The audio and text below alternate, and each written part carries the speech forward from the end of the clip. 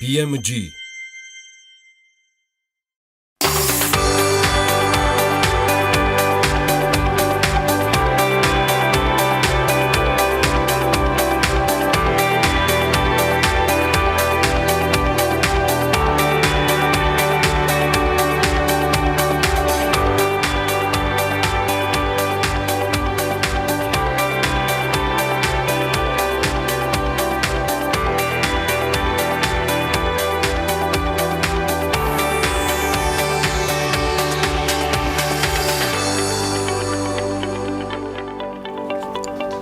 საქართველოში ანგელა მერკელის ოფიციალური ვიზიტი შედგება მამუკა ბახტაძის და ჰაიკე ფაიშის შეხვედრაზე რამდენიმე წამში. 2017 წელს წინა წელთან შედარებით საქართველოში პირველად დადგენილი დიაგნოზით რეგისტრირებული დაავადებების რიცხოვნობა 9.7%-ით შემცირდა. დღეს აჭარის მაღალმთიანეთში კურორტ გოდერძიზე ზაფხულის სეზონი ოფიციალურად იხსნება.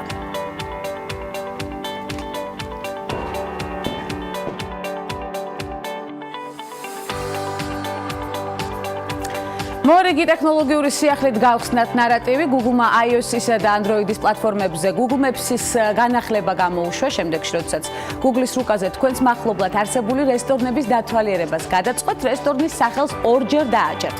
აპლიკაცია ეცდება განსაზღვროს, რამდენად შესაფერისია თქვენთვის ეს ადგილი და მოგეწონებათ თუ არა ის. Google-მა განახლება მაისში დეველოპერების ყოველწლიურ შეხვედრაზე დააანონსა, ივნისის ბოლოს კი ის უკვე ფართო მასებისთვისაც ხელმისაწვდომი იყო.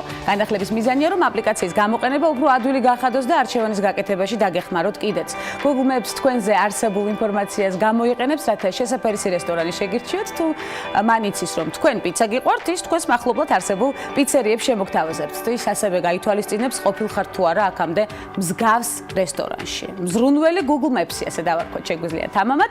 სანამ საქართველოში განვითარებულ მოვლენებს გადავხედავთ, ნახოთ გადაცემის ანონსი და სტუმრების ჩამონათვალი დღეს დილომშვიდობის. მორიგი ნარატივი 4 შაბათს. მუდმივად საინტერესო ამბის თხრობით. სტუმრების ბლოგში თინათი ნახვლედიანი, ვარშავის უნივერსიტეტის ლექტორი, მეცნიერ თანამშრომელი და მკვლევარი. ქეთა ბროლაძე, ცხენების მეთვალყურე. ეს ქალების ნარატივია. გვანცა ლაღიძესთან ერთად. საქართველოში ანგელა მერკელის ოფიციალური ვიზიტი შედგება მთავრობის ადმინისტრაციაში საქართველოს პრემიერ-მინისტრი მამუკა ბახტაძე საქართველოში გერმანიის ელჩს ჰაიკე ფაიშს შეხვდა. მხარეებმა ისაუბრეს გერმანიის ფედერაციული რესპუბლიკის კანცლერის ვიზიტზე საქართველოში ორმხრივი ურთიერთობებსა და ქვეყნის ევროპულ და ევროატლანტიკური ინტეგრაციის დღის წესრიგის ძირითად საკითხებზე.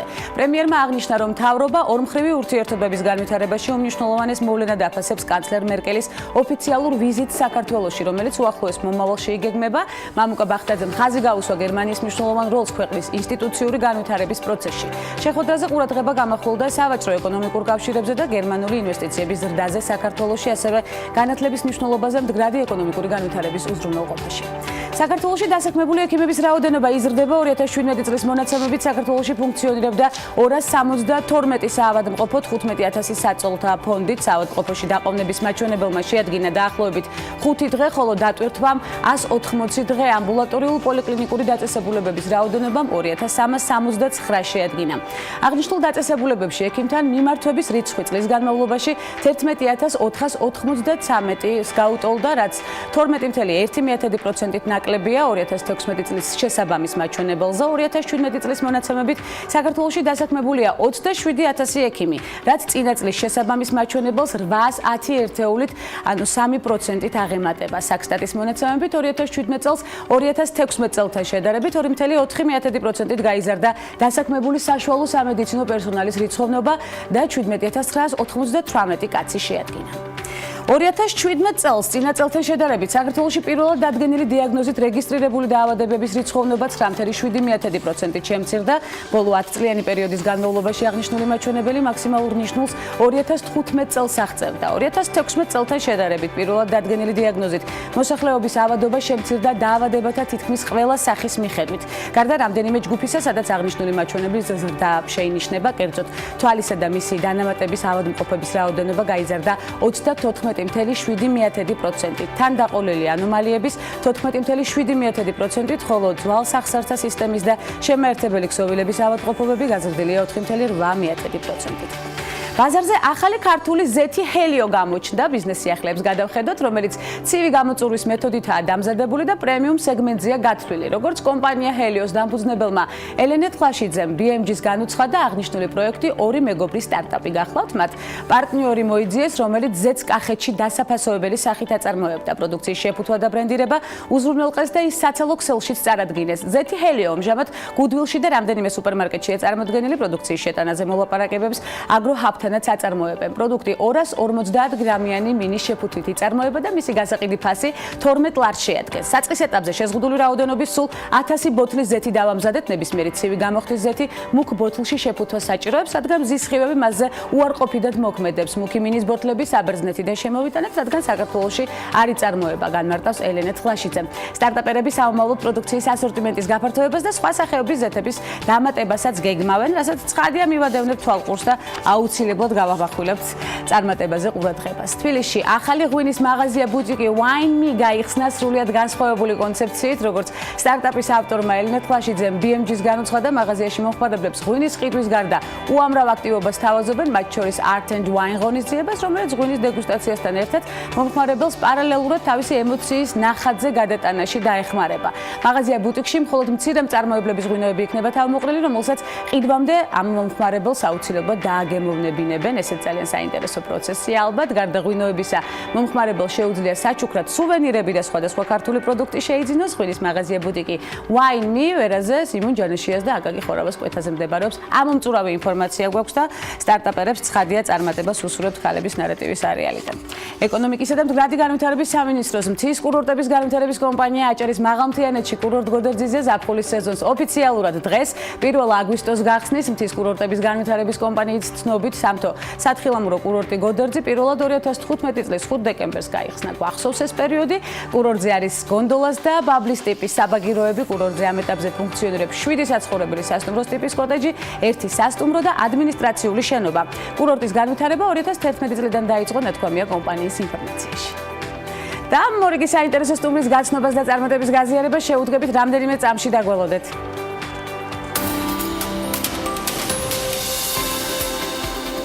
პოპის დედოფლად აღიარებული ამერიკელი მომღერალი სიმღერების ავტორი, მსახიობი და ბიზნესმენი მადონა ლუიზა ჩიკონე 1958 წლის 16 აგვისტოს დაიბადა მიჩიგანში. 1980-იანებში MTV-ს ეთერით პოპულარობის მოპოვებით მადონა ცნობილი გახდა მეინსტრიმულ პოპულარულ მუსიკაში ტექსტების, თემების, ისევე როგორც მუსიკალური ვიდეოებისა და სასცენო გამოსვლებში სპექტრის გამდიდრებით. როგორც შემსრულებელს საკუთარი ჟღერადობა და იმიჯი არაერთხელ შეუცვლია. გარდა სკანდალური იმიჯისა ცნობილია ნამუშევრებით, რომლებიც მუსიკის კრიტიკოსების მიერ ფართოდ არის აღიარებული. 1977 წელს მადონა ნიუ-იორკში გადავიდა, სადაც თანამედროვე ცეკვების კარიერით დაკავდა. მას შემდეგ, რაც ჯგუფებში Breakfast Club და Amy გამოდიოდა, როგორც დრამერი, გიტარისტი და ვოკალისტი, 1982 წელს Sierra Records-თან კონტრაქტი გააფორმა და შემდეგ წელს გამოსცა სადებიუტო ალბომი. მას მოყვა მთელი რიგი წარმატებული ალბომებისა. 1982 წელს მადონამ შეერთებულ შტატებში ხმის ჩამწერი კომპანია Sierra Records-თან სინგლების გამოშვებაზე კონტრაქტი გააფორმა. კომპანია მას თითო სიმღერისთვის $5,000 ამერიკული დოლარი გადაუხადა. მადონას კინოროლმა ევიტამ ოქროს გლობუსის საუკეთესო მსახიობი ქალის კატეგორიაში მიაღებინა, თუმცა სხვა ფილმების უმეტესობას წილად უარყოფითი შეფასებები ხვდა. 1992 წელს ბიზნესის სამყაროში წარმატებულმა მადონამ საკუთარი კომპანია Maverick დააარსა, რომელშიც შედის სტუდია Maverick Records-ი. იგი აგრეთვე ცნობილია მოდის დიზაინის სამყაროში, არის რამდენიმე საბავშვო წიგნის ავტორი, გამაჯანსაღებელი ცენტრის დამფუძნებელი და რეჟისორი. ასევე განთქმულია საქველმოქმედო საქმიანობით. მსოფლიოში გაყიდულია მადონას 300 მილიონზე მეტი ალბომი. იგი გინესის მსოფლიო რეკორდების მიერ აღიარებულია, როგორც ყველა დროის ყველაზე გაყიდვადი შემსრულებელი ქალი. RIAA-ში მადონა იკავებს მეორე ადგილს ყველაზე სერტიფიცირებულ ქალ შემსრულებლებს შორის, 64.5 მილიონი გაყიდული დისკით. ჟურნალ Billboard-ის თანახმად მადონა პოპულარული ასეული სინგლების ჩარტში ყველაზე წარმატებული სოლო შემსრულებელია. საერთო ჯამში კი The Beatles-ის შემდეგ რიგით მეორე გახლავთ. მადონა აგრეთვე რეკორდსმენია ყველაზე შემოსავლიანი სოლო ტურნეების მხრივ 1990 წლიდან გაყიდული ბილეთებიდან შემოსულმა თანხამ 1.31 მილიარდი ამერიკული დოლარი შეადგინა. ის EVH-1-ის 100 უდიდესი შემსრულებელი ქალების სიის სათავეშია. Rolling Stone-მა კი მომღერალი ყველა დროის 100 უდიდესი შემსრულებლის და სიმღერების 100 უდიდესი ავტორის სიაში დაასახელა.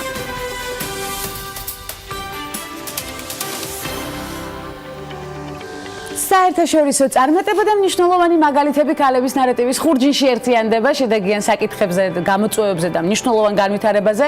ვარშავის უნივერსიტეტის ლექტორი, მეცნიერ თანამშრომელი, მკვლევარი თინათინ ახვლედიანი საუბრობს და სხვათა შორის საომავლო საინტერესო გეგმებზეც, რომელიც მე ეთერს გარეთ მოვისმინე. ძალიან მახარებს თინათინ ის, რომ ჩამობრძანდით საქართველოში და გვეწვიეთ უკვე სტუმრად სტუდიაში. მე მახსოვს ძალიან საინტერესო შეხვედრა ჩვენი ვარშავიდან Skype-ის საშუალებით. Პირიქით, ძალიან დიდი მადლობა მოწვევისთვის და მეც მიხარებ ფიზიკურად ვარ უკვე დღეს სტუდიაში. ფიზიკურად ხარ დღეს სტუდიაში, სხვათა შორის მაშინ ჩვენ პირობად დავიტოვეთ. მახსოვს რომ როგორც კი ჩამობრძანდებოდით, გაერთიანდებოდით ქალების ნარატივის სერიალში და პირობად შევასრულეთ ძალიან ბევრი მაყურებლის გასახარებლად ცხადია. რას უკავშირდება თქვენი ვიზიტი საქართველოში? ხომ არ არის რაიმე შემოთავაზება, საქმეს ხომ არ უკავშირდება რაიმე განსაკუთრებულ პროექტებს საქართველოსთან დაკავშირებული, იმიტომ რომ ჩვენ განვიხილეთ რომ რაღაცა კუთხით თქვენ აპირებდით საქართველოში, რა თქმა უნდა, თქვენი გამოცდილების რეალიზებას და ამისთვის სამომავლო გეგმები უკვე დასახული გაქვთ.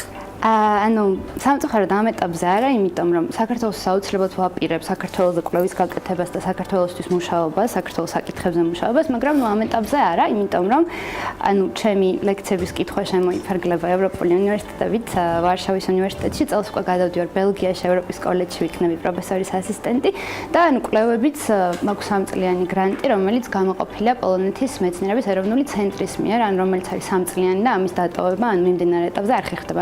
რა თქმა უნდა, მიმდინარე 2 წელი სისტემატურად ვიქნები პოლონეთსა და ბელგიაში. შესაბამისად, იქიდან გამომდინარე, რომ შარშანდელი წელი საკმაოდ დაღლილი და დამქანცველი იყო რეალურად, თან ვსწავლობდი ბელგიაში, თან ლექციებს ვკითხულობდი ვარშავაში, ამიტომ ჩამოვედი დასასვენებლად რამდენიმე კვირით, 4 კვირით და 10 დღეში უკვე მივემგზავრები ისევ უკან ბელგიაში. ახლობლების გასახარებლად ჩამოხვედი და ეს ხაზი გავუსვა და რა ძალიან ბედნიერია უამრავი მეგობარი თინათინის და ამ დროს გვანცა ლაღიძე, როდესაც ქალების ნარატივის სტუდიაში ხედავს თინათინს და მოგვეც ამ გადატვირთულ სამუშაო გრაფიკში საუბრის საშუალება. ისიც საინტერესოა, რომ ბელგიაში 2 ენაზე მოგიწევთ ლექციების წაკითხვა, როგორც ვიცი. კი, ამ ეტაპზე წავიკითხავ ლექციებს როგორც ფრანგულად, ასევე ინგლისურ ენაზე. უმეტესი ლექციები იქნება ინგლისურ ენაზე, მაგრამ ფრანგული კურსების დაფარვაც მომიწევს, რაც არის ჩვეულებრივი გამოთქმით, რაც ასევე ძალიან მნიშვნელოვანი. შემოთავაზებები ჯერჯერობით საქართველოში არ ფიქსირდება, როგორც ვთქვი, ან თქვენთვის საინტერესოა, იმიტომ რომ როდესაც ამდენი საქმე მაქვს წამოწყებული, ჩემთვის ძალიან რთულია ახალი საქმე მივიმატო, იმიტომ რომ როდესაც რაღაცას ვაკეთებ, ვცდილობ რომ იქ მაქსიმუმი ჩავდო, მით უმეტეს როცა ქართულ რეალობას ეხება და ქართულ ეკონომიკას ეხება საქმე, იმიტომ რომ მგონია რომ ჩვენი ეკონომიკა დღეს ბევრი გამოწვევის წინაშე დგას. თავარი გამოწვევა გითხარით, ჩვენ აუცილებლად უნდა შევაფასოთ ქართული ეკონომიკა თინათინ ერთად. რამდენიმეს გამოყოფდი ალბათ, ეს არის ძალიან დიდი უმუშევრობის და განსაკუთრებით ახალგაზრდებში, ანუ მე თვითონ ახალგაზრდა ვარ და 30% ახალგაზრდების არის ფაქტიურად დაუსაქმებელი, რაც ოფიციალური სტატისტიკურად არის ცნობილი, რაც მე აისახება ფსიქოლოგიურ პრობლემებზე, იმ ძალადობის ფაქტებზე, რომელიც დღეს საკმაოდ მომრავლდა სამწუხაროდ საქართველოში. გამოყოფდი ასევე გარემო პირობებს, იმიტომ რომ მე როცა ჩამოვდივარ და ზოგადად ძალიან ბევრი ახლობლისგან, მეგობრისგან მესმის, რომ საქართველოში გარემო პირობები საკმაოდ რთულია, ჟანგბადის პრობლემა, ჩვენი დაბინძურება და ეს გარემო პრობლემები და მესამე ის რაც არის ევროინტეგრაცია, რომელიც უნდა მიიღწეს ვაჭრობის ინტენსიურობით, ვაჭრობის მიმართულებითაც გვაქვს რაიმე ძალიან ბევრი ნაბიჯი გადასაქმებული, მაგრამ პროცესი საკმაოდ პროგრესირებადია, მე გამიხარია. ეს მინდოდა მეთქვა, სწორედ, არა მხოლოდ ღვინის მიმართულებით ხართ ძალიან აქტიურები, ძალიან ბევრ ქვეყანაში წარმოდგენილები და გრძელდება ძალიან ბევრი საინტერესო აქტივობა ამ კუთხით. პრინციპში პროგრესირებადია, თუმცა კიდევ გამოწვევად ითვლება თქვენი გადმოსახედი და ნერწი. ძირითადად სტანდარტები, იმიტომ რომ ევროკავშირის ქვეყნებში, ევროკავშირში რომ ჩვენ მოახდინოთ ექსპორტი, ჩვენი სტანდარტები უნდა იყოს შესაბამისი, თანაბარი სტანდარტების პირობებში უნდა მოხდეს წარმოება და მიწოდება პროდუქციის. და თვითონ სტანდარტების სისტემა ევროპული არის ძალიან რთული, შედგება დაახლოებით 25,000 სტანდარტისგან და ჩვენ აქედან 7,000 უკვე გადმოღებული გვაქვს, რაც არის ძალიან დიდი პროგრესი. და ამას ევროკავშირი საკმაოდ მხარს უჭერს და მიხარია ესეთი პროგრესით მიმდინარეობს, მაგრამ ბევრი სტანდარტია, რომელიც უნდა იქნეს კიდე გადმოღებული და გაუმჯობესებული. და როდესაც საქართველოს ორიენტირდებით, თქვენი ერთ-ერთი მთავარი კვლევის საგანი იქნება სწორედ ეს მიმართულება. კიდევ ერთხელ დავტოვოთ ანონსი.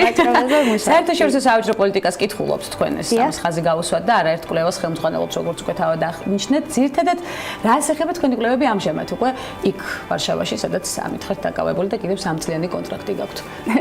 კარგით, პირველად როცა მე კვლევაში შევეხები, 23 წლის Google-ის ეკონომიკურ ლაბორატორიაში, ეს იყო ციფრული ეკონომიკის ლაბორატორია, იყო კი არა და არსებობს დღესაც, სადაც მე თვითონ ვიყავი ჩაბმული ასევე 3 წლიან ძალიან დიდ გრანტში და ეს ეხებოდა ვიშეგრადის ქვეყნების, ეს არის ცენტრალური ევროპის ქვეყნები, პოლონეთი, სლოვაკეთი, უნგრეთი და ჩეხეთის რესპუბლიკა და აქაც ვიკვლევდით მათი ვაჭრობის ნახასიათებლებს. ანუ მიმდინარე ეტაპზე იქიდან გამომდინარე, რომ იმის შემდეგ უკვე 4 წელი გავიდა და მე ჩემი პირადი ინდივიდუალური კვლევა დავიწყე, იმიტომ რომ ვარ ასევე დოქტორანტის სტუდენტი და ძალიან ახლო მომავალში ვაპირებ რომ დოქტორანტურა დავასრულო. ანუ ჩემი უშუალო კვლევა ეხება სავაჭრო თემებს ამ ქვეყნების, ანუ ცენტრალური და აღმოსავლეთ ევროპის ქვეყნებს, სადაც პოლონეთი შედის და ამიტომაც არის რომ პოლონეთი გრანტების გაცემაში ჩემი მიმართულებით, ჩემი კვლევის მიმართულებით ძალიან აქტიურია. და მე უშუალოდ უყურებ ტექნოლოგიური პროგრესის პერსპექტივებიდან. ანუ მზად არიან ეს ქვეყნები თუ არა, რომ ანუ რა თქმა უნდა ვაჭრობა ინტენსიურია ევროპაში, მაგრამ გააჩნია რა პროდუქტის რა სახეობით ვართ დაკავებულები, ხო? ანუ რა სახეობის პროდუქტის ექსპორტი და იმპორტი. ცხადია. მე ვიკვლევ გვაქვს თუ არა ჰაი-ტექ, ანუ მაღალ ტექნოლოგიური პროდუქტების ექსპორტი და იმპორტი თუ მიმდინარეობს და თუ არ მიმდინარეობს და თუ არ არის ინტენსიური, რა არის ამის გამომწვევი მიზეზები. აქ შემდეგ უკვე ანუ ინფორმაციულ ტექნოლოგიებზე ვმუშაობ და ვმუშაობ ადამიანურ კაპიტალზე, რაც ძალიან მართლა ძალიან მიტაცებს და ვფიქრობ, რომ ძალიან საინტერესო თემაა ზოგადად განათლების სისტემით მაინც იწყება და მთავრდება ძალიან ბევრი საინტერესო თემები ამოუწურავთ ინათინ, მე ამას უკვე მეორე შეხვედრითაც ცხადია უგრძნობ და თვალნათლივ ჩანს ხაზგასასმელად. ვარშავას Google-ის კვლევის ცენტრი ახსენეთ აუცილებლად უნდა გკითხოთ რა მთავარი ღირებულებები მიიღეთ სწორედ აქ მუშაობის დროს და რა გამოგადგათ უკვე მუშაობაში, რაც ცენტრმა მოგცეთ? ძალიან კარგი შეკითხვა. პირველ რიგში, როდესაც დავიწყე მუშაობა, ვიყავი საკმაოდ პატარა, იმიტომ რომ ამ კვლევის ცენტრში მე ვიყავი ყველაზე პატარა. რეალურად შედგებოდნენ, ანუ აქ მუშაობდნენ პოლონელი პროფესორები. მე რა თქმა უნდა განაცხადი არ შემიტანია, იმიტომ რომ ალბათ ვერც გავუბედავდი ჩემით, მე მქონდა ჩემი პროფესორის, ანუ პოლონელი პროფესორის რეკომენდაცია. საკმაოდ ისეთი მკაცრი კაცია და ძალიან მაღალი რეიტინგი და რეპუტაცია აქვს პოლონეთში, ამიტომ რაც ეს რეკომენდაცია გვაქვს, მაგრამ პრობლემად თვითონაც იყო ცენტრი დაინტერესებული. ანუ ჩემი პირველადი საქმიანობა იყო ძალიან მაღალი სიხშირის მონაცემებზე მუშაობა. ანუ არ არის ეს 100 და 200 დაკვირვება, არის რამდენიმე მილიონი დაკვირვება, ძალიან დიდი მონაცემთა ბაზა, ეკონომეტრიკული მოდელების აგება, მაგრამ ეკონომეტრიკული სიმულაცია და უკვე სტატიების დაწერა. ანუ რამდენიმე თვეში, გარდა იმისა, რომ მე მონაცემებზე, ასე ვთქვათ, წარმატებით გამომივიდა მუშაობა, ანუ კარგად მეხერხება, როგორც ამბობენ, წერა. და დღეს უკვე რამდენიმე სამეცნიერო სტატიის ავტორი და ეს მოხდა ძალიან მალე, ანუ მოკლე ხანში ვიყავი რამდენიმე სამეცნიერო სტატიის ავტორი, რომელიც არის გამოქვეყნებული საკმაოდ ისეთ პრესტიჟულ სამეცნიერო ჟურნალებში. ანუ დღეს თქვენ რომ ჩემი სახელი და გვარი დაგუგლოთ, Google Scholar-ში ამოგიგდებთ ამ სტატიებს და ეს იყო ალბათ ყველაზე ის დიდი, რაც Google-ის კვლევის ცენტრმა მომცა გამოქვეყნებები და ჩემი პირველი შეხება კვლევასთან. ანუ ეს რო ყოფილიყო ალბათ წარუმატებელი, მე დღეს ალბათ კვლევაში არ ვიქნებოდი და შეიძლება არც დოქტორანტურაში არ გამეგრძელებინა სწავლა. ანუ გარდა ამისა, რაც მე ვისწავლე, იქ არის ის, რომ ასაკს მნიშვნელობა არ აქვს, იმიტომ რომ მე ვარ თანაავტორი და ჩემი თანაავტორები არიან პოლონელი პროფესორები, რომლებიც არიან საშუალოდ 20-25 წლით ჩემზე უფროსები მეტითაც. კი ბატონო, ამაზე მინდოდა ხაზი გამოსვას, ხოჭერს ერთ-ერთი მთავარი კითხვა მქონდა, სწორედ ეს, აი ესეც პატარა ასაკში უკვე ამდენი წარმატება, ჩვენ რამდენი ხანია უკვე ვაკურდებით თქვენს გადადგმულ ნაბიჯებს და თქვენი კომუნიკაციები, სწორედ თქვენს თანამშრომლებთან, ჩვენ ეთერს გარეთ საუბრობდით ამაზეც. ეს არის ძალიან მნიშვნელოვანი, თუმცა რა იქნებოდით ისიც თქვით, რომ ეს კვლევებთან დაკავშირებული არ იქნებოდა თქვენი პროფესია, რომ არა, სწორედ ეს ცენტრი, თუმცა რა ადგილი ექნებოდა მუსიკას, რომელიც ახლაც აქტუალურია თქვენს ცხოვრებაში? მუსიკა, ანუ ეს უფრო ჩემი ოჯახიდან, მე საკმაოდ მუსიკალურ ოჯახში გავიზარდა, იმიტომ რომ მე ვარ 90-იანი წლების ბავშვობა გამოვლილი, როგორც ჩემ ოჯახს, ესე როგორც ყველა სხვა ოჯახს, მე ძალიან ბევრი გაჭირვება იყო საქართველოში და რაც მახსოვს ჩემი ბავშვობიდან იყო შუქი როცა მიდია და მამა უკრავდა გიტარაზე და ჩვენ ამას ვერთდავდი და ეს არის ჩემი რაღაცა ხასიათის ალბათ განუყოფელი ნაწილი. და შემდეგ უკვე მე დავამთავრე 7 წლები და იმაზე რამდვილად იყო საუბარი და მეც მინდოდა რომ გამეგრძელებინა სწავლა, მაგრამ იმ პერიოდში როცა მე ვიყავი ეს თინეიჯერობის ასაკში და მოზარდი ვიყავი 13 წლის, ანუ ძალიან ადრეულ ასაკში დავამთავრე 7 წლები, მაშინ ვერ გადავდგი ეს ნაბიჯი, იმიტომ რომ სკოლაში კარგად ვსწავლობდი და მინდოდა უნივერსიტეტში ჩაბარება. ანუ უნივერსიტეტში ჩაბარება რომ არ მდომოდა, ალბათ კონსერვატორიაში შეიძლება გამეგრძელებინა სწავლა. დღეს ამას არ ვნანობ, იმიტომ რომ ანუ მუსიკა არის ჩემი ერთ-ერთი ყველაზე მნიშვნელოვანი ჰობი, რომლითაც მეტნაკლებად ვარ დაკავებული. კი ბატონო, და რეალიზებასაც ახცენტავთ თქვენი სურვილის და კი ბატონო, ოჯახისგან ბოძებული საინტერესო დანატოვარის, ესეც აუცილებლად თუ დააღენიშნოს, იმიტომ რომ გენეტიკური მუსიკის სიყვარული ყოველთვის მყარია. გუნდში მღეროდით, როგორც ვიცი, თუმცა ახლა ვეღარ იცლით ამისთვის. ახლა უკვე, როდესაც ანუ ეს მაშინ, როდესაც ვსწავლობდი და როდესაც ახლა სტუდენტებთან არ მგონია გავაგრძელო სიმღერა, მაგრამ შეიძლება რამდენიმე ღონისძიებაში შევუერთდე ცოტა ეტიკეტის. ყოველ შემთხვევაში აბაზანაში სიმღერა მაინც შესაძლებელია. აქვე და იმიტომ რომ განსაკუთრებული აკუსტიკაა, ჩვენ ამაზე არაერთხელ გვისაუბრია სხვადასხვა საკითხის განხილვის დროს. მოდელი როგორ უნდა ვიყოთ პროდუქტიულები, მოთხოვნადები და რაც მთავარია, დაფასებულები. ეს არის საინტერესო თქვენი გადმოსახედიდან. ძალიან კარგი შეკითხვა, ასევე გვანძა. პროდუქტიულები ჩემთვის ყველაზე მნიშვნელოვანია სპორტი. ანუ რა თქმა უნდა, არავის არ გვაქვს დრო. მე ხო ანუ როგორც აღნიშნეთ, თვეში ერთხელ მე ვარშავაში ფრენა მიწავდა, როცა სტუდენტი ვიყავი და ამ გარემოში ძალიან ბევრი ჩემი თანაკლასელი თანატოლი წუწუნებდა იმაზე, რომ რამდენი გვაქვს 13 საათი. ხო, მე იგივე მქონდა 13 საათი, რაც ხვებს. უბრალოდ ანუ არ მაქვს დრო, ნიშნავს არ მინდა. დროს ჩვენ დრო ყოველას ერთი გვაქვს და დროს ვქნით გარკვეული აქტივობებისთვის. მე რო სპორტით არ ვიყო დაკავებული, მე ალბათ ვიქნებოდი ამის ნახევარი პროდუქტიულობით, ან უფრო ნაკლებით, იმიტომ რომ მე მწევს ძალიან დიდი ხნის განმავლობაში ჭდომა და მე მჭირდება სრული კონცენტრაცია. ანუ ჩემთვის შედეგი არ არის რამდენ საათს ვიმუშავებ, არამედ რა ხარისხის კვლევას დავდებ. შეიძლება გავაკეთო 4 საათში, შეიძლება ვიღაცას დაჭირდეს 8 საათი. და სპორტი იმას მეხმარება, რომ სრული მობილიზაციით, ანუ კონცენტრაციით ვიყო და უფრო კარგი შედეგები დავდო. ანუ დროის გამოყოფა რთულია, მაგალითად ახლა თბილისში როცა ჩამოვედი, აქ ძალიან ცხელა და მიწევს 7 საათზე ადგომა, რომ ვირბინო და ორგანიზმი რაღაც არ გამომეფიქროს. აქაც აგრძელებთ ჯანსაღი ცხოვრების წესს. ანუ ცოტა ხნით ვარ ჩამოსული და როგორც შემეძლება, მაგრამ იქ გააჩნია რა გრაფიკი მაქვს ხოლმე არის დილას, არის საღამოს და ამასთან ჯანსაღი კვება, რომელიც არის ძალიან მნიშვნელოვანი, რას ვჭამთ იმისთვის, რომ გონებამ სწორად იმუშაოს და ეს ყველაფერი აისახება მე განწყობაზე და გადაწყვეტილებებზე, რომლებსაც ყოველდღე ვიღებთ და ამიტომ განწყობა დღეს ძალიან მნიშვნელოვანია. განსაკუთრებით ევროპულ ქვეყნებში, სადაც მე მიცხოვრე და მიმუშავია, ანუ ამერიკაშიც მიმუშავე და ჩინეთშიც მიმუშავენ სხვადასხვა კონტინენტზე, ყველგან ის რომ ღიმილიანი სახით ხარ და რაღაცები არ გეზარება და мотиваცია იგრძნობა შენ სახეზე, ყველას დღის ხარისხს აუმჯობესებს და ესეთი ადამიანი ყოველთვის არის ძალიან მიღებული კოლექტივში. და დაფასებული, რაც მთავარია. დაფასებისთვის ესეც გჭირდება და ასევე გჭირდება ის რომ არ ვიყოთ, მე ალბათ ვიტყოდი, კუდაბზიკავა ძალიან ცუდი მახასიათებელია და ვიყოთ საკმაოდ მორიდებულები, იმიტომ რომ მე მგონია თუ ჩვენ რაიმე საქმეს ვაკეთებთ, ყოველთვის საქმეს აუბრობთ ჩვენზე, ანუ არ არის ამის ხაზგასმა საჭირო, მე რა მიკეთებია, სად ყოფილ ვარ, ანუ განსაკუთრებით სადაც მე ვიცხოვრია, ანუ აღმოსავლეთ, დასავლეთ ევროპის ქვეყნებში, ასევე იმ ორ კონტინენტზე რაც გითხარით, აი ეს თავმდაბლობა ძალიან კარგი თვისებაა, რაც მე პირადად მეხმარება. კარგი თვისებაა და ნებისმიერმა ადამიანმა უნდა იცოდეს, რომ ეს ზოგადად სწორი საქციელია და ცხადია ენერგეტიკულადაც ბუმერანგივით გიბრუნდება სწორი საქციელიც და არასწორი საქციელიც. ამასაც გავუსვათ ხაზი. თინათინ, ძალიან დიდი მადლობა. მე ვიცი რომ საომავლო გეგმები პრინციპში ძალიან მნიშვნელოვნად განვითარდება და ჩვენ ამაზე საუბრის საშუალებაც იმედია მოგვეცემა. საქართველოში დასვენების უფლებას გაძლევთ ახლა და გათავისუფლებთ სტუდიიდან. ცოტა ხნით მაინც დროებით გადატვირთულ სამუშაო გრაფიკში მიდიხართ სულ ცოტა ხანში და უკვე ახალი გამოწვევების დასაპყრობად, რაც ძალიან მნიშვნელოვანია ჩვენ სამუშაო რიტმში და ზოგადად ცხოვრების რიტმში. დიდი მადლობა იმ мотиваციისთვის, რომელიც მოგვეცით, იმ არაჩვეულებრივი პოზიტივისთვის და ღიმილისთვის, რომელსაც გვიტოვებთ და რა თქმა უნდა სამაგალითო ისტორიისთვის და ამბის თხრობისთვის. თინათინ ახვლედიანი, ვარშავის უნივერსიტეტის ლექტორი, მეცნიერ თანამშრომელი, მკვლევარი, ახლა უკვე ბელგიის უნივერსიტეტის ლექტორი სულ ცოტა ხანში, ამაზეც აუცილებლად გავამახვილებთ ყურადღებას და კიდევ მრავალი საინტერესო რეგალიის მფლობელი და დამაანონსებელი, რომლის შედეგებსაც ასევე განვიხილავთ. ასეთი იყო სულ ცოტა ხნით განშორებამდე ნარატივი, სულ 4 წუთში დაგიბრუნდებით დაახლოებით ან 5 წუთში, უცხოეთში განვითარებული მოვლენები და შემდეგ მორიგ საინტერესო სტუმართან ერთად ქალების ნარატივის სერიალში დაგველოდით.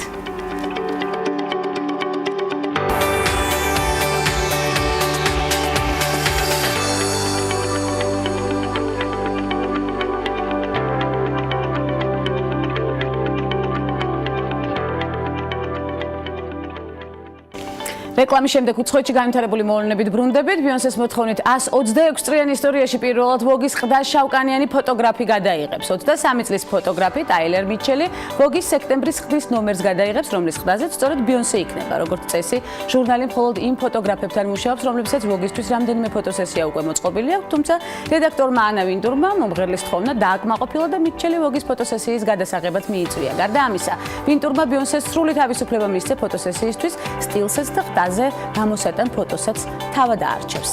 ლიეტუვას კიბერუსაფრთხოების ეროვნული ცენტრი საკუთარი ქვეყნის მოქალაქეებს ურჩევს რუსული აპლიკაცია Yandex Taxi არ გამოიყენონ. ამის შესახებ ლიეტუვას თავდაცვის სამინისტრო იუწყება, რომლის სტრუქტურაში შედის კიბერუსაფრთხოების ეროვნული ცენტრი. ლიეტუვას თავდაცვის სამინისტროს განცხადებაში ნათქვამია, რომ აპლიკაციის მიერ მობილური მოწყობილობიდან ინფორმაციის მიღებამ შესაძლოა პირადი მონაცემების უკანონო შეგროვებისთვის პირობები შექმნას.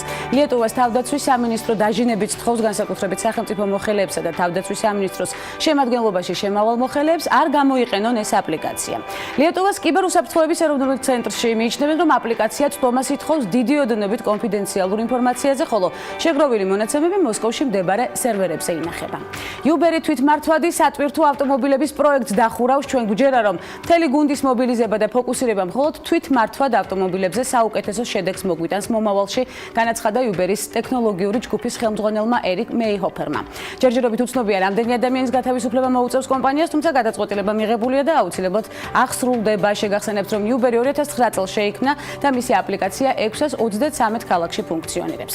გარემოს დაბინძურების მაჩვენებელი კატასტროფულია როგორც ადამიანებისთვის, ასევე ცხოველებისა და ფრინველებისთვისაც. ამ მოვლენაში ყველაზე აქტუალურ როლს პლასმასი ასრულებს, რომელიც წარმოუდგენელი რაოდენობით ხდება ბუნებასა თუ ოკეანეში. ორგანიზაცია Greenpeace-მა საზოგადოებაში ამ საკითხის მიმართ ცნობიერების ამაღლების მიზნით ორიგინალური სარეკლამო პრინტ კამპანია გაავრცელა. ორგანიზაციისთვის პოსტერების სააგენტო Rating-მაც მოამზადა და ჩვენ ამის ხილვის საშუალება სწორედ ახლა გვაქვს ნარატივის არეალში. რობოტს სახელად Dragon ფრენისა შეუძლია ფორმის შეცვლა. კვადრატული ფორმიდან სწორ ფორმაზე ტრანსფორმაცია მისთვის პრობლემას არ წარმოადგენს. გარდაქმნის ავტომატიური სისტემის დახმარებით დრაკონი დაბრკოლებებს შორის ფორმის შეცვლის პარალელურად მოხდენილად ახერხებს გაძრომას. მისი შემქმნელები იმედოვნებენ, რომ დამატებით ფუნქციებს შეძენენ რობოტს და მას ნივთების ერთი ადგილიდან მეორეში მოთავსებაც შეეძლება. მორიგი საინტერესო ინფორმაცია. მოგიყვებით ისტორიას თუ როგორ შეძლო ექიმმა აიშა ბიმბიშმა დუბაის ჭკვიან ქალაქად გადაქცევა. აიშა Smart Dubai Office-ის გენერალური დირექტორი გახლავთ, რომელიც Smart კონტაქტების ბლოკჩეინისა და ხელოვნური ინტელექტის საშუალებით დუბაის მომავლის ქალაქის სახელის დამკვიდრებაში ეხმარება. Smart Dubai Office-ის ქალი გენერალური დირექტორის შესახებ კი უფრო მეტი დეტალი ვნახოთ ანუკა ჯოხაძის სიუჟეტში.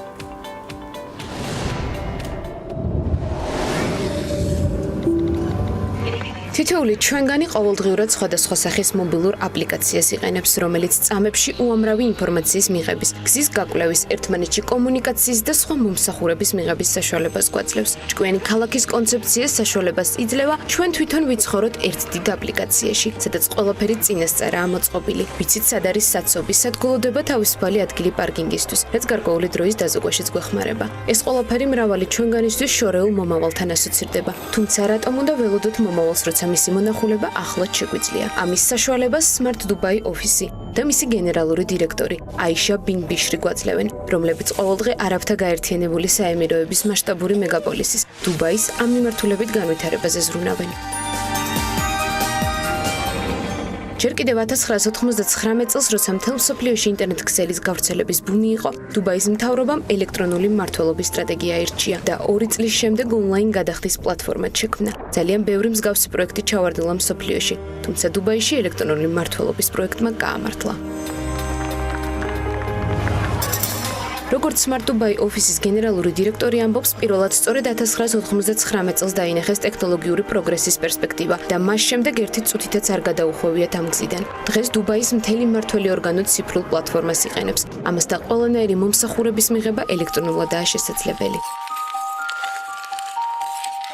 ელექტრონულ სისტემას ბევრ ქვეყანაში შეხვდებით, თუმცა დუბაი ამ კუთხით მაინც ლიდერია. ადგილობრივი კომპანიები და სახელმწიფო მზად არიან 2021 წლისთვის ქაღალდის დოკუმენტაციაზე უარი საერთოდ თქვან და დოკუმენტაცია მთლიანად ელექტრონული იყოს.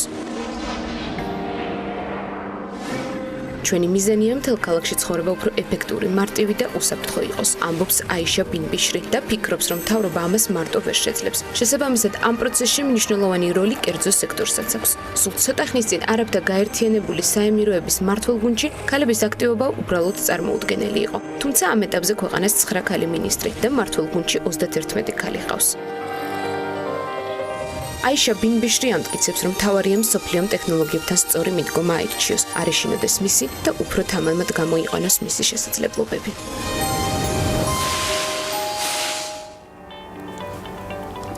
მაშა ასე, საინტერესო სამუშაო პროცესი და ცხენების სიყვარულით შექმნილი წარმატება, განსაკუთრებული გარემო, ჯანსაღი ცხოვრების წესი და ენერგიული პროფესიული გზა მაინსპირირებელი ამბის თხრობით უნდა გავიაროთ. ქეთა ბროლაძე ცხენების გრუმის სტუმრად გადაცემაში. მოგესალმებით, ქეთა. აი ეს დიდი ენერგეტიკა უკვე შემოიტანეს სტუდიაში, რაც მთავარია, თან ცხენები ძალიან მიყვარს მე და მათთან ურთიერთობა განსაკუთრებულ ენერგიას მატებს, წარმომიდგენია თქვენ დღის განმავლობაში როგორი ინსპირირებული ხართ, ხომ ასეა? აქაც კომფორტულად გრძნობთ თავს. ცხენის დახმარებით მკურნალობა მსოფლიოში მიღებული მეთოდია. სამკურნალო ცხენოსნობა ვიცით, ანუ რაით თერაპია. საქართველოში თუ არის მიღებული რაით თერაპია და თუ მოგმართავენ? საქართველოში არის რაით მედი ესეთი პატარა თაულა, სადაც მკურნალობენ ბავშვებს დაავადებულს, მაგრამ ასე ვთქვათ ეს პოპულარული არ არის, იმიტომ რომ ხარჯებთან არის დაკავშირებული, პლუს ცხენოსნობა როგორც ასეთი მეტნაკლებად მოიკოჭლებს უბრალოდ საქართველოში, ჭირდება რეკლამა, ელემენტარული იპოდრომის ინფრასტრუქტურული მოწყობა. კი, ახლა თითქმის იპოდრომიც აღარ გვაქვს, ასე ვთქვათ, და უფრო მეტად ენთუზიაზმზე გადართული ჩვენი ნიჭიერი მხედრები ვერ აკეთებენ, შესაბამის შედეგს ვერ დებენ, ასე ვთქვათ, და აი, აქ არის მთავარი გამოწვევა ახლა პირველ რიგში ინფრასტრუქტურული მოწყობა და ხელშეწყობა, სანამ რაით თერაპიამდე მივალთ ცხადია. რა თქმა უნდა. ეს არის მთავარი. ქართველებმა ცხენის მოვლა ვიცით, ხომ? ცხენის მოვლაც ვიცით. პატრონობაც ვიცით, ჯირითიც ვიცით. და ჯირითიც არაჩვეულებრივად. მე ვიცი, რომ საინტერესო შემოთავაზებები გაქვთ თან თქვენი მიღწევების ფონზე საზღვრებს გარეთ მოგვიყევით ამის შესახებ. ერთ მშვენიერ დღეს არის 16 წელს. ჰოლანდიიდან მომევიდა მოწვევა, მიუხედავად იმისა, რომ ეს ცხენოსნობა სხვადასხვა განხრით არის, ერთ-ერთი განხრა არის დრაივინგი და დრაივინგის ანუ ასე ვთქვათ დრაივერმა გამომიგზავნა მოწვევა, შემომთავაზა რომ ემუშავა მასთან. მიუხედავად იმისა, რომ გამოცდილება მაგის არანაირად არ მქონდა. თუმცა თქვენი გამოცდილებიდან გამომდინარე ეს პოტენციალი დაინახა. და წავედი უბრალოდ საცდელად, ნახე რაღაც ახალი სპორტი, საკმაოდ საინტერესო, თუმცა ალბათ ჩემი არ აღმოჩნდა, დავბრუნდი უკან, მე ვიყავი უკრაინაში, ახლა 2 თვის წინ ჩამოვედი გერმანიიდან, იქაც ერთ-ერთ ჩემთვის საკმაოდ კარგ მხედართან ვმუშაობდი და ეხლა მაქვს ბევრი შემოთავაზება, რაღაც არჩევანი უნდა გავაკეთო. აი, ახლა ვარ ზუსტად არჩევანის და გადაწყვეტილების მიღების პროცესში. რა კარგია, ქალების ნარატივი ამას შეუცილებლად დაგეხმარებათ და წარმატებული შედეგიც იქნება, მე დარწმუნებული ვარ, ერთ წელიწადში განვიხილავთ უკვე შედეგებს ერთად. რა შედის გრუმის მოვალეობაში? გავაგებინოთ ჩვენს მაყურებელს. გრუმის მოვალეობაში, ანუ ზოგადად თუ ერთხელ მაინც უნახავს ადამიანს საცხენოსნო შეჯიბრი მიუხედავად განხრისა, ხედავს მხედარს და ცხენს ერთადად, მაგრამ ამ მხედრის და ცხენის უკან არის გუნდი, იგივე მწვრთნელი, იგივე მჭედელი, ვეტერინარი და ერთერთია გრუმი, რომელიც პასუხისმგებელია ცხენის დიეტაზე, ცხენის ჯანმრთელობაზე, ცხენის ვიზუალურ მხარეზე, რაც უმნიშვნელოვანესია. რა კარგ ფოტოებს ხედავ ახლა კადრში, ძალიან მომეწონა თქვენი და თქვენი ცხენის ურთიერთობის ბენეფიტები დავინახეთ. რამდენად მნიშვნელოვანია გრუმის პოზიცია, მე ამაზე მინდა სწორად ყურადღების გამახვილება და რამდენად დიდი წვლილი მიუძღვის სწორად ცხენის წარმატებაში გრუმს. გრუმის, ჩემი აზრით ერთ-ერთი ყველაზე მნიშვნელოვანი, იმიტომ რომ უშუალოდ ცხენთან შეხება აქვს გრუმს, არის ძალიან შრომატევადი სამსახური, თუნდაც 24 საათი უნდა იცოდე ის შენი ერთი იქნება თუ 4-5 ცხენი, ჯანმრთელობის მდგომარეობა უნდა შეატყო ხასიათზე, როგორ არის იმის კვების რაციონი უნდა აკონტროლო, ასე ვთქვათ, მხედრამდე ინფორმაცია უფრო შენ მიგაქვს და ცხენთანაც პირველ რიგში უნდა ემეგობრო. ცხენს. კი, და ეს აი, ყოველთვის მაინტერესებდა ცხენთან მეგობრობის დამყარების ტექნიკა, იმიტომ რომ ეს ხშირად მსმენია და მეც მიგრძუნია სხვადასხვა, აი სხვადასხვა შეხვედრის დროს ცხენთან. მე ვფიქრობ, რომ ყველა ცხენს ვისთანაც მქონია ასეთი შეხვედრა მოვწონები ვარ, იმიტომ რომ ასე გამოხატა პრინციპში, ანუ არც შეშინებულა, არც გამხტარა, არც გამომხტარა და მოსულა ჩემთან ახლოს. თუმცა, რაზეა მთავარი დამოკიდებული ენერგეტიკაზეა, სიყვარულზეა ცხენთან, უნდა იგრძნოს ეს სიყვარული შენგან თუ მთავარი რაც მეგობრობას განაპირობებს. დიახ, დადებითი აურა, ალბათ პირველ რიგში დადებითად უნდა მიხვიდე, მაგრამ არ უნდა აღიქვა, შეიძლება ჩემთვის არ ეს ასე, მაგრამ არ უნდა აღიქვა როგორც ეს ცხოველი, როგორც სოფლებშიც არის. ცუდად ექცევიან ცხენებს. ალბათ ისე არ ექცევიან როგორც სპორტულ ცხენს და ალბათ ეს უნდა იგრძნოს, რომ შენ კარგი განწყობით მიხვედი. კეთილის მსურველი ხარ. რა თქმა უნდა, სიყვარულს იმდენად ვერ აგრძნობინებ თავიდან, ეგ უფრო მოვლასთან ერთად გამოიხატება ცხენი მაინც. და შეჩვევასთან. რა თქმა უნდა, ცხენს ის უყვარს, ვინც აჭმევს მაინც საბოლოო ჯამში. გაუხედნავი ცხენი არსებობს? რა თქმა უნდა, ყველა ცხენი თავიდან არის გაუხედნავი და ისიც მითია, რომ ცხენმა ზურგზე თუ დაისვა მხედარი, ეს გახედნას არ ნიშნავს. გახედნა არის ის ყველა ეტაპი, რომელსაც ცხენი სწავლობს, ვითარდება და მიდის თუნდაც საშეჯიბრო დონეზე, იმ უმაღლეს დონეზე. რაც მეტად გახედნილია, რაც მეტად ნასწავლია ცხენი, შედეგიც აი ეს რეალურად ეს სიტყვა უფრო მაგას მოაქვს. კეთე, თქვენი პირადი ცხენი ყავთ? არა მყავს. რა მიგაღებინათ ეს გადაწყვეტილება, როგორ მიხვედით ამ პროფესიამ? თავიდან რა თქმა უნდა, როგორც ყველა იპოდრომზე სიყვარულმა მიმიყვანა, მაგრამ დროთა განმავლობაში უბრალოდ მინდოდა ჩართულიყავი ამ სფეროში, უბრალოდ მინდოდა კონტაქტი მქონოდა, მაგრამ რაც არ უნდა გასაკვირი იყო და ბევრი მეკითხება ხშირად, რომ რატომ არ ჯირითოთ თავად, უბრალოდ მე ეს უფრო მანიჭებს დიდ სიამოვნებას, ვიდრე ცხენზე ჯირითი უშუალოდ და შეჯიბრებში მონაწილეობასაც არ განიხილავთ სამომავლოდ ჯერჯერობით. არა. ჯერჯერობით სამომავლო გეგმებში თქვენს ასაკში კიდევ ბევრი რამე შეიძლება შეიცვალოს. ყველაფერი შეიძლება მოხდეს, უბრალოდ რომ თქვა რომ რამე მაბრკოლებს მცდელობისკენ ან რაღაც ხელს მიშლის ან გარემო პირობები ხელს არ მეწყობს, მაგასაც ვერ ვუტყვი. უბრალოდ მე ეს მომწონს და ის ჩემი ცხენის და ჩემი მხედრის შედეგი იმდენად ჩემიც არის. ასოცირდება რა თქმა უნდა თქვენს წარმატებასთან. ცხადია და ერთი გუნდი ხართ და ბუნებრივია რომ ასაც არის. თქვენ თავად ახსენეთ რომ ძალიან შრომატევადი სამუშაოა. ბევრი ქალი გრუმი გვხვდება დღეს საქართველოში. საქართველოში მე ასე ვთქვათ, კაცი გრომიც არ ვიცი, არიან მომლელები იპოდრომზე, რა თქმა უნდა, კარგად უვლიან ცხენებს.